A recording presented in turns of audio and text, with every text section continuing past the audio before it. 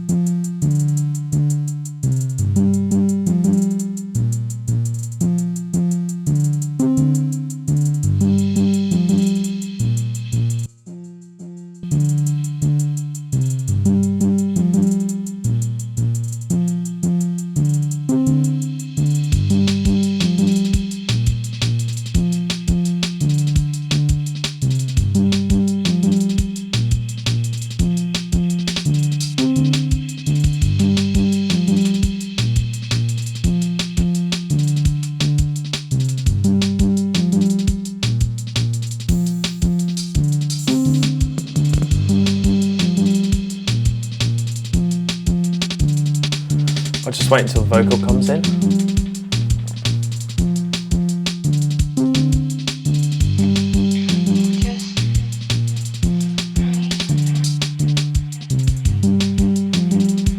There's a pad coming in.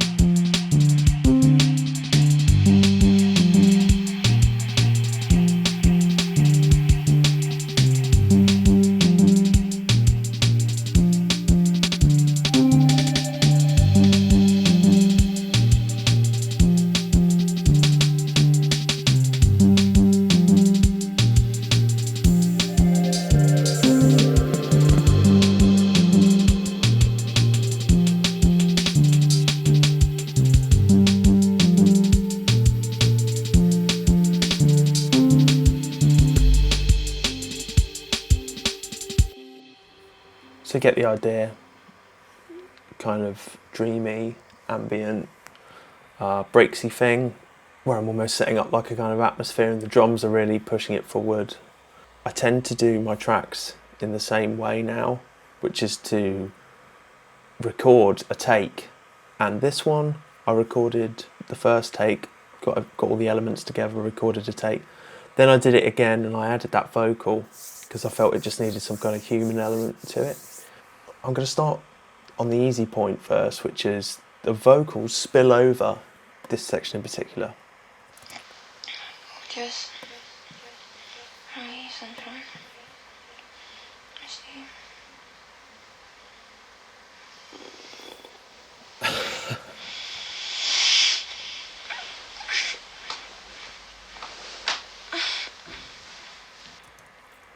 So I kind of like the first bit, and this bit sounds like I just don't think it works or is necessary.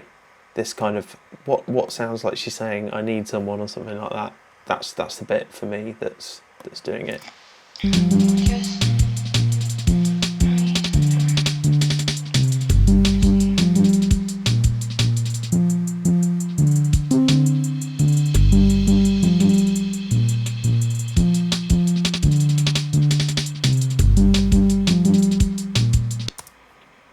So one thing I'm going to do now, when I remember, save a version. I keep a version of every session that I do. So I've got the very first one. I've done three sessions on this. And I've got a set way of working. It's kind of, I bounce out after every session, leave it a week and listen back to what I've done. Make notes outside of the session itself. And then do the same thing again, bounce it out. Okay, so I'm not even going to listen to these parts. I'm just reducing it to the bits that I know I wanted. Save that. So next, onto the break. The way I recorded the breaks in this was using these follow actions in clips. So I've set it up so that this runs for 2 bars and 2 measures, and then it plays another one of the clips as a fill almost before it goes back to this one. And that way I could just press it, concentrate on other elements of the jam, and let the drums just do their thing. But there's points where it sounds like it's doing the same fill too many times, and it just disturbs the groove a little bit. I've got a choice. I could redo it by hand, i.e. triggering the clips, which might be quite fun. I could leave it as it is and just not worry about it, because chances are that the listener wouldn't notice that. Or I could bounce down the drums and just chop it and edit it on the timeline. But what I think I might do is, it's got some automation here happening, like on the delay and stuff. And so maybe I could just find the offending bits that like I've got these fills in and just drag the clip out before it. So it's that fill in particular. So it's nice every now and again, but it's just something about it with the rest of the track that it's taking me out of the moment.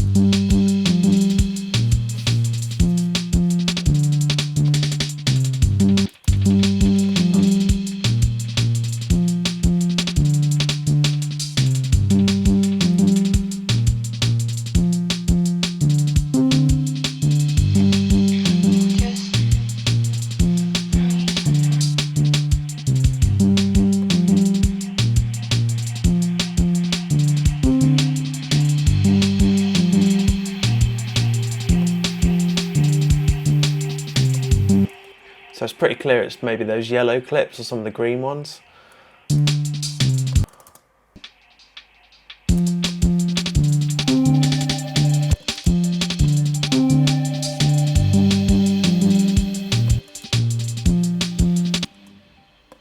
What's this like?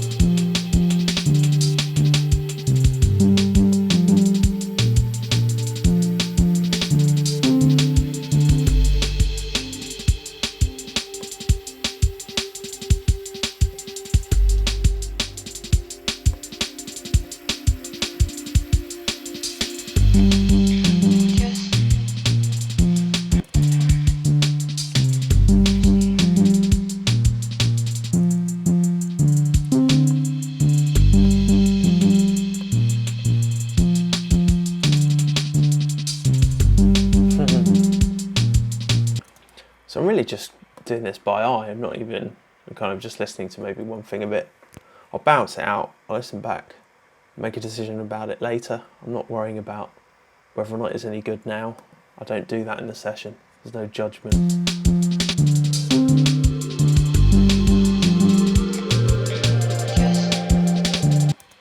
So I'm just kind of pulling the start point. Hear what that sounds like. Yeah.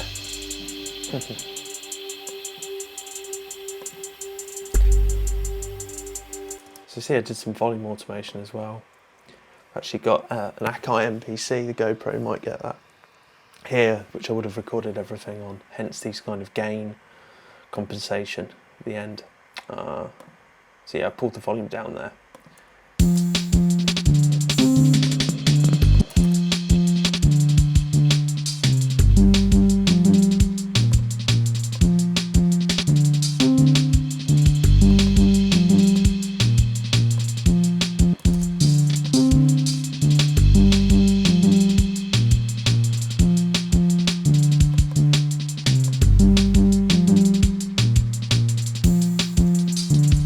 Oh, what's happening there?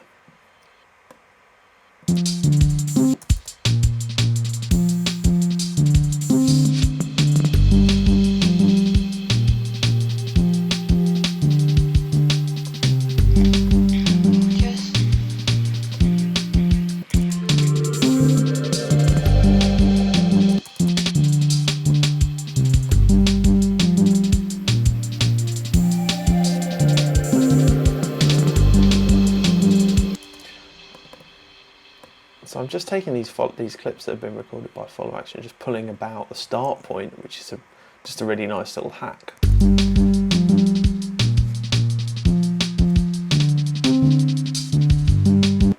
Yeah, great. Do the same here. Maybe just pull that there. I'll pull the volume down. That'll do for me. Okay. So that's 2 points covered, 15 minutes in. So I've put mix down. I reckon I could do a quick mix down as well of this. Now I'm just going to save that. So the thing is, I've got previous versions. If I'm not happy with any reason, for any reason, I can go back to them.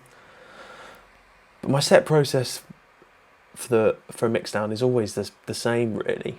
When I get to the end of a track, and I think it's kind of close enough, and we're zeroing in on it being finished, like, this is clear what this track is. To me, it's always the same. I bounce down all of the MIDI. I gain stage things, roughly. I get a balance. I do any EQ, compression.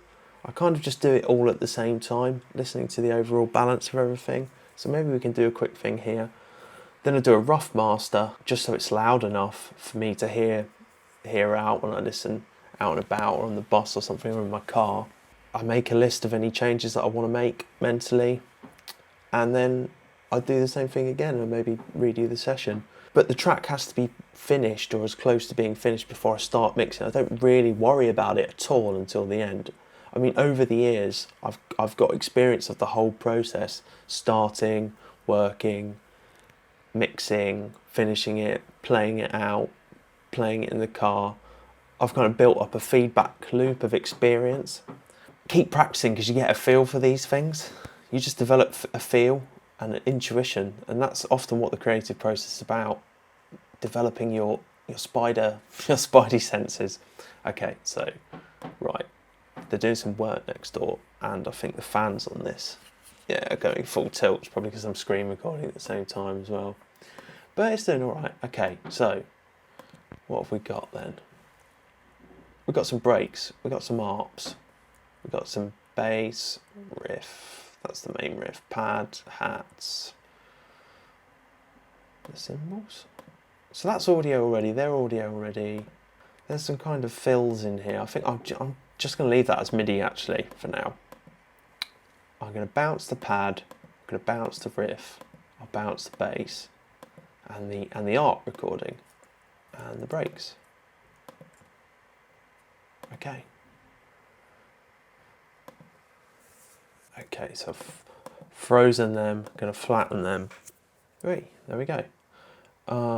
Okay, and so we've got let's get rid of you. And we've got the automation. The automation is still happening. I'm just going to leave that. I don't know why Live does this. Slightly irritating. Okay, so now I'm just going to get things a bit more organised. Just find that helps draw a line under the creative, really creative part of this, the kind of ideation. Breaks, bass. So I kind of do it sequentially in order of importance. what are the key elements? What are the 3 to 5 key elements? So the arps come in at parts, and the pad's quite. I'd say, yeah.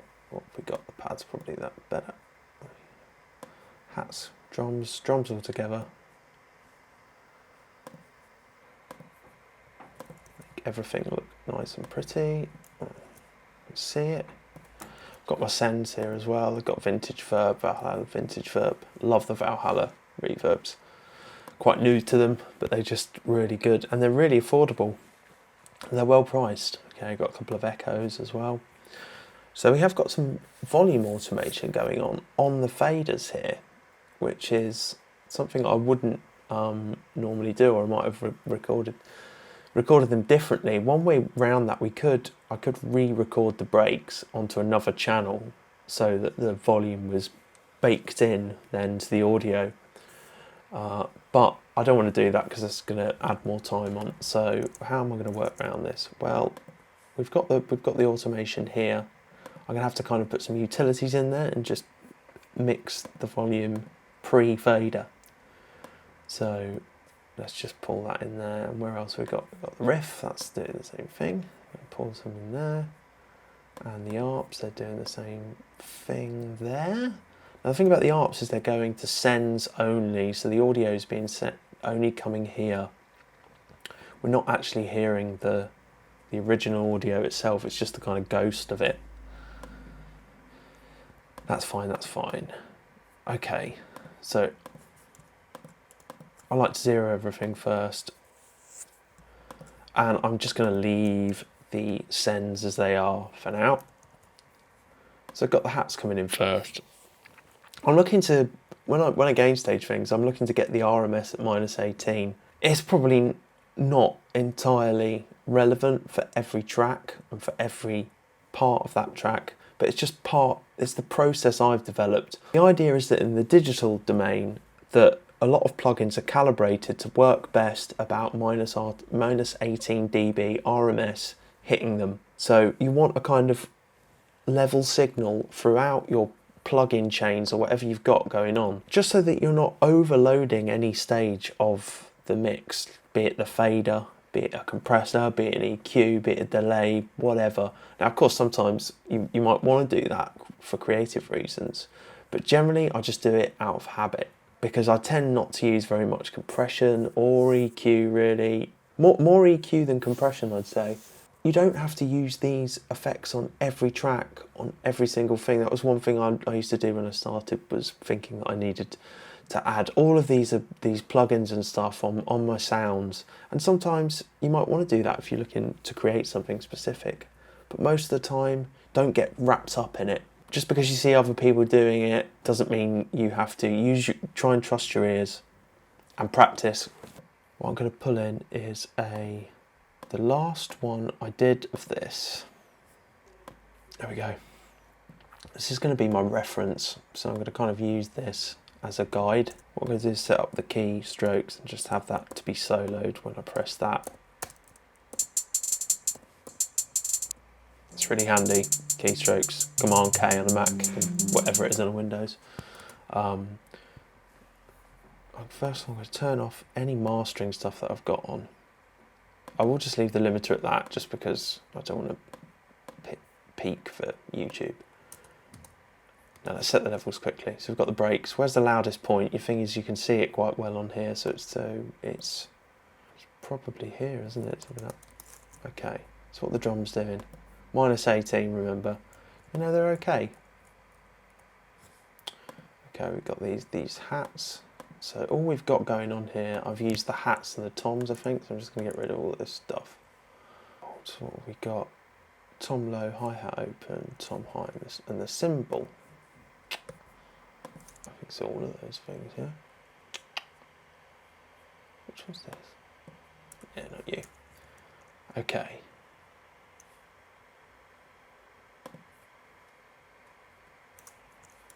Where's that fill? So these are pretty pokey.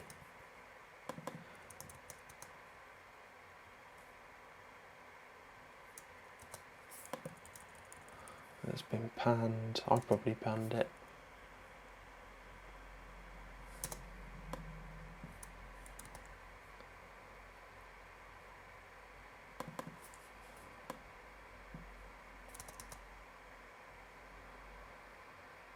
Okay, that's fine. I mean, it's just a bit of ear candy at one point, so I would probably not worry too much about it.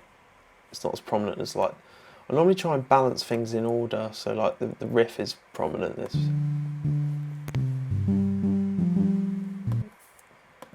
So I'm just looking to get minor sound. I'm not even listening to anything at the moment, I'm just setting the levels based on like visual. See, the bass is quite... There's lots of reasons for doing this. I'm not going to go into them now, like to why there's the plug-in digital domain thing, as well as resolution on your fader. So the quieter things are, there's less resolution here for moving your fader from minus 36 to minus 42.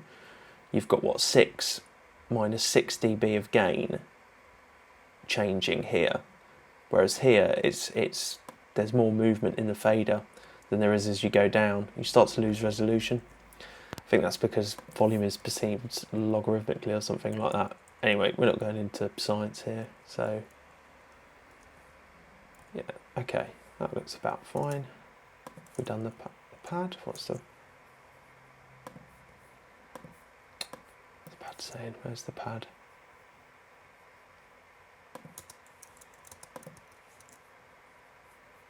So I'm just using my eyes, moving around. There's more ways than one you can increase the gain. You can do it in the clip itself. This is how I like to do it with utilities on the channels. So we've got these arps happening. All right, almost there. Just bump the cymbal a little bit. There's some EQ on there already, just to get the top bits. Okay, so now I've got everything bounced down, got the gain kind of healthy across the channels.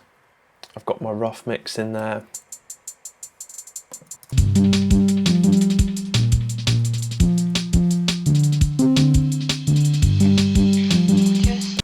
So I'm quite happy the way it sounds in there, that's all right.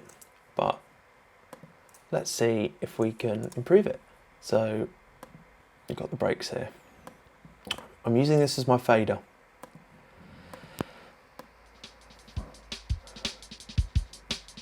And I'm looking to keep that minus 18 right up until the end point here on the master, even with all the elements in, maybe reducing the gain down on the master. So here we go, we're bumping at minus 18 with a kick. Might check that reverb, sounded quite nice.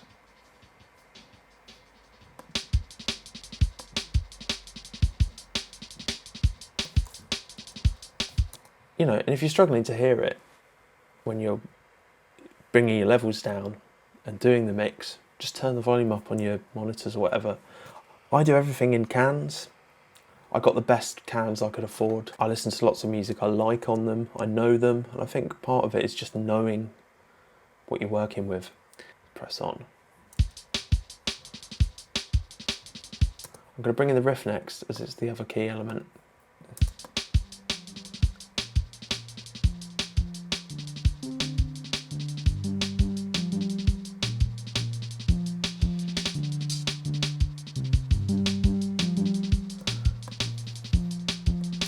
So I do all this with a mouse. It's not ideal, but that's all I've got. I'm looking to hear the characteristics of both and how they work together. Maybe the top end fighting a little bit with the top end of the drums. What's important? What do I want the listener to perceive from these two things?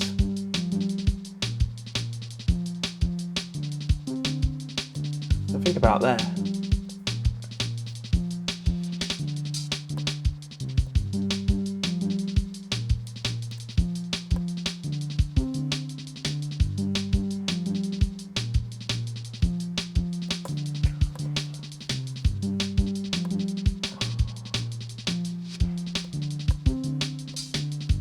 I want that sound to have a bit more depth, hence adding this more spacious, like hall reverb sound. It's quite long.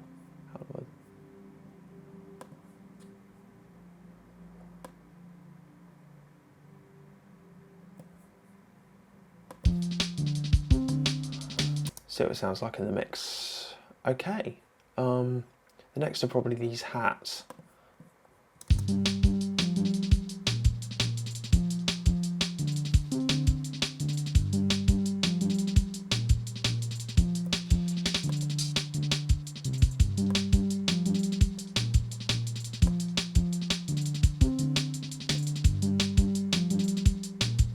I don't want the hats to fight with any of the other things, they're just there to kind of push the groove on.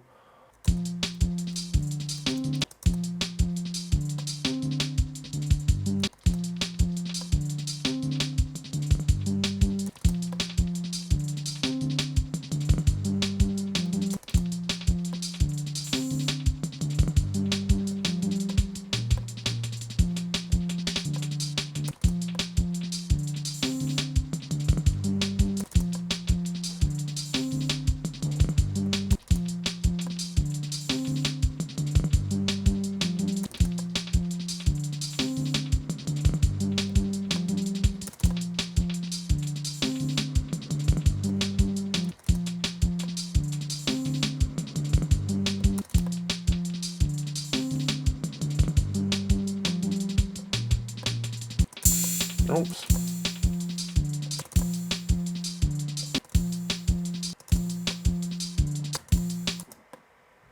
Pull that quite far left.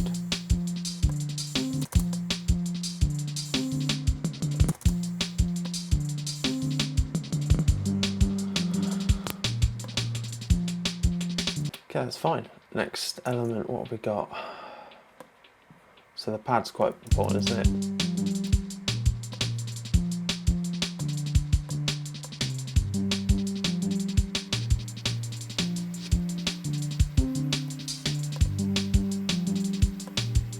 Just filling out the space there. I am going to put some side chaining on this, and I'm going to side chain it to the breaks, and I'm going to EQ and just do the kind of kick coming through. You see? Boom, boom.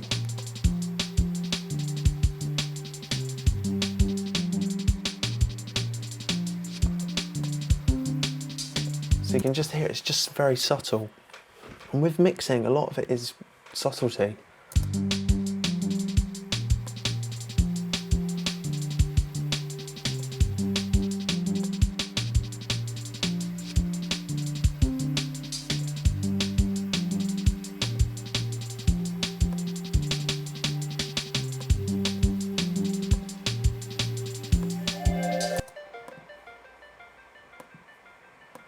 Too loud? Okay.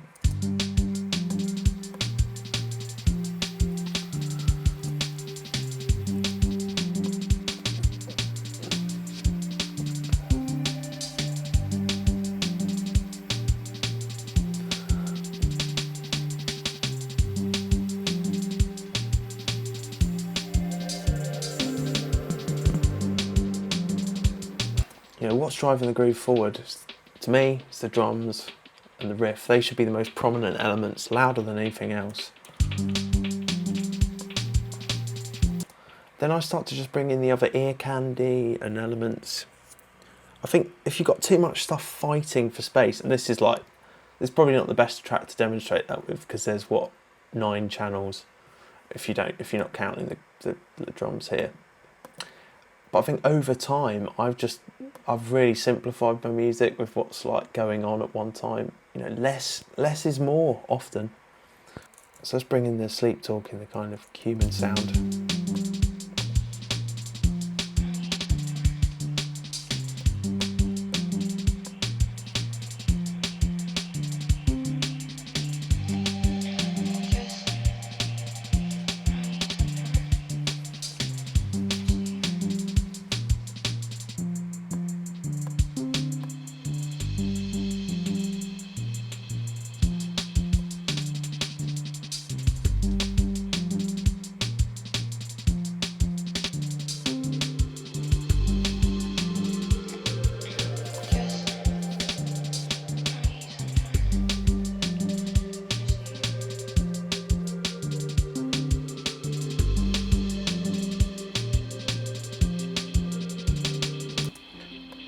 Compare it to the other mix. what's important here is that you set the levels so they match.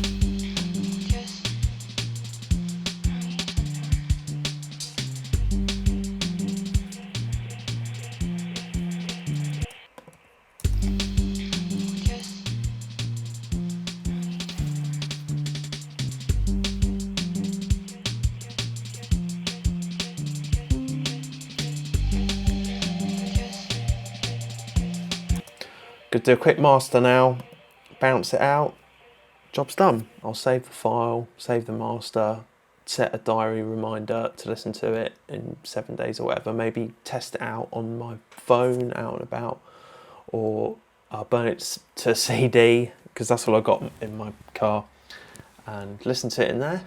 I used to get really hung up about mixes, but now I've done so many of them, and a light touch is much better than compressing things too much and really putting the kosh on your sound, like with too many plugins.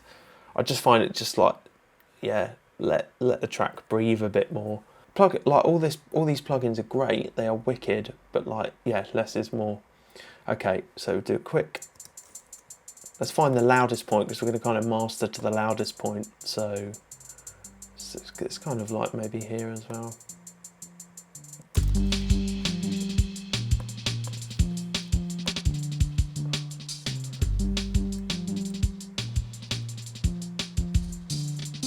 So I'm just bringing everything down 1 dB. Okay, I'm going to use stock plugins for now.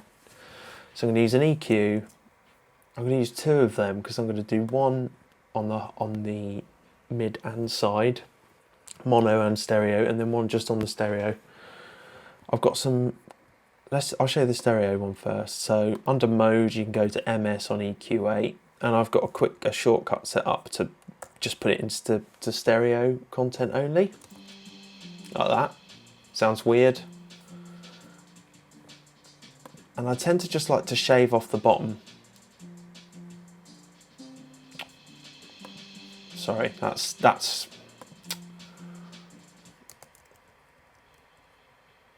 set to stereo, high pass. So you hear that? Now the stereo's got, if I put, that sounds a bit strange, that's mono, you're just hearing the mono.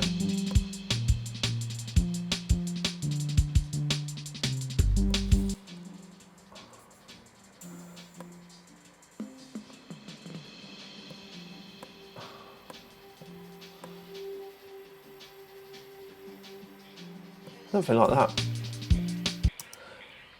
Frees up.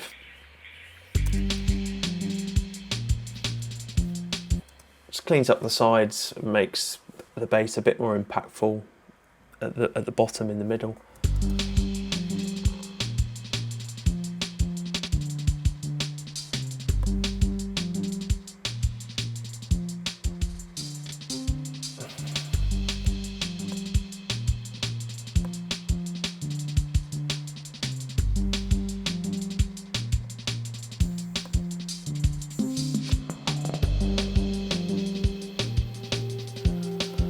People do things like this where they're listening, you know, they're going through with a kind of high Q filter, band notch filter, and just listening to kind of areas where they might want to dip it. I mean, you can do that. I think, you know, whatever your opinion in audio, there's going to be someone else who disagrees with what you do. So practice.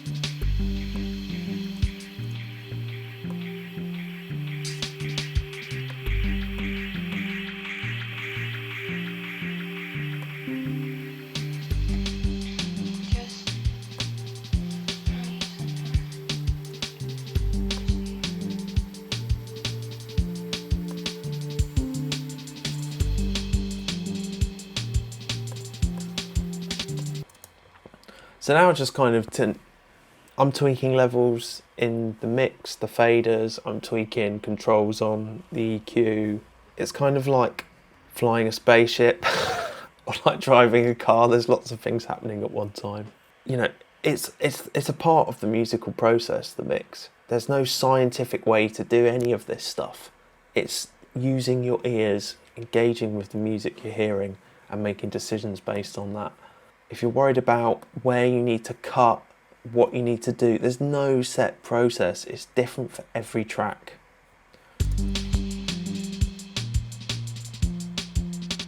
And that's probably fine for now. I'm going to stick, the next thing I'm going to do is maybe I'm just going to compress it with a glue compressor, because this is a really nice bus compressor. Let's just keep it simple. I'm just going to use one. Sometimes you can use two. And let's mess about the settings. So I'm going to go for high attack, quick release, and I'm going to pull it down and see what happens. So this is going to let through the transients of the kick, the snappy sounds right at the beginning of the music, and it's going to clamp onto the sounds after that. So the snappy sounds are triggering the compressor, and then the gain reduction is happening after them. So when you turn it up afterwards to compensate for the gain reduction, you'll be bringing those snappy sounds up, and it's going to sound a bit more punchy. Of course, the same thing works in reverse with compressors. We won't go into any more than that for now.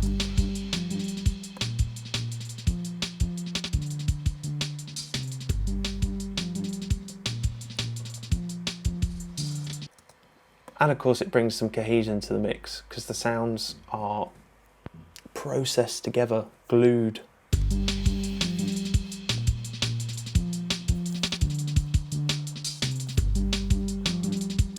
So, okay, we've got something there. Let's put these together and just turn them off. That's off.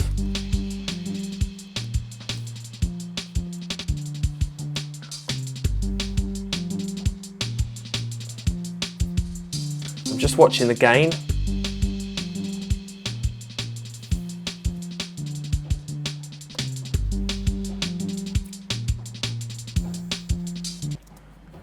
That's what you want to do. You want to make sure your gain stays the same, because otherwise you're just making things louder with any processing like EQ or compression.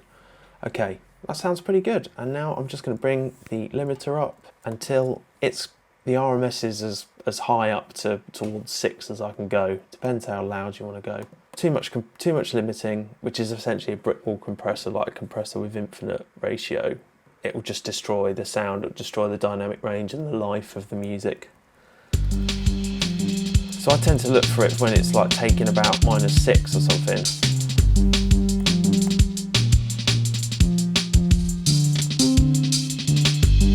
The kick is triggering the limiter there as well, you can see quite clearly. And the bass, when it happens, those are the loudest points, you know, that kick sound.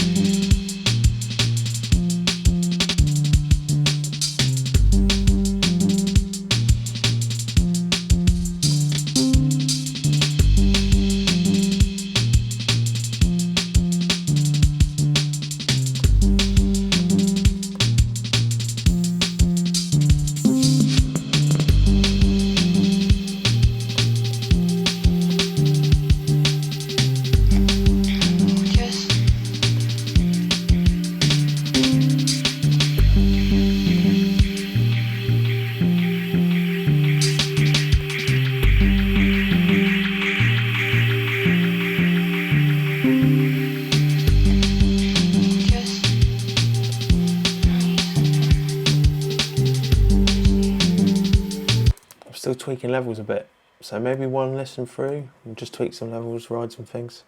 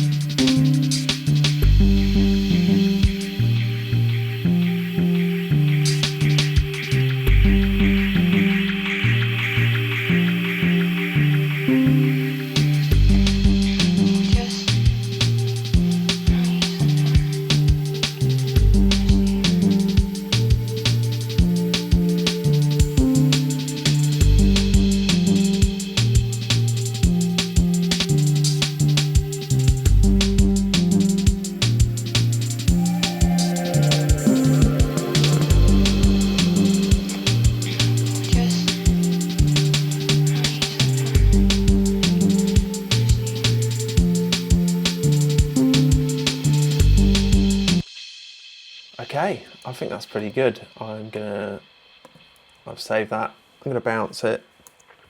I'm gonna save it. Listen to it in 7 days and make any tweaks, make any changes. Listen to it on the bus, on my phone, with headphones, and in the car, and just kind of make a mental note of anything I might want to fix. And then it's done. And it's ready to go on an album I'm putting together of like vapor wavy, lo-fi, jungly bits. I've been Alex. Thanks very much for watching. See you around.